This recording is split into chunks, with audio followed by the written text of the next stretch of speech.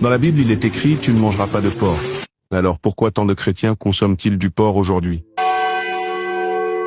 Beaucoup se posent la question et certains vont jusqu'à dire que le porc serait porteur de démons, en se rappelant l'épisode où Jésus chasse les esprits impurs dans un troupeau de porcs comme on peut le lire dans Marc 5 verset 13. Mais c'est vraiment ce que la Bible enseigne. Dans l'Ancien Testament, Lévitique 11 versets 7 et 8 précise « Vous ne mangerez pas le porc qui a la corne fendue et le pied fourchu, mais qui ne rumine pas, vous le regarderez comme impur. Vous ne mangerez pas de leur chair.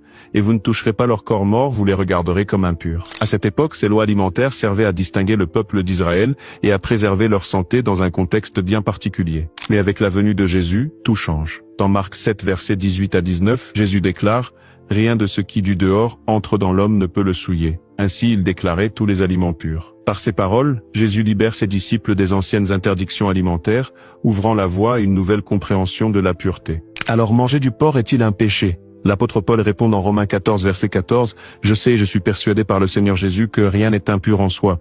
Mais si quelqu'un estime qu'une chose est impure, alors elle l'est pour lui. Ce n'est donc pas la viande qui souille, mais l'attitude du cœur et la conscience de chacun. Manger du porc n'est pas un péché, à condition de le faire avec sagesse. Veillez simplement à bien cuire la viande, car la prudence reste de mise pour préserver sa santé. En résumé, ce n'est pas ce qui entre dans la bouche qui souille l'homme, mais ce qui sort du cœur. Agissons toujours avec amour, respect et discernement.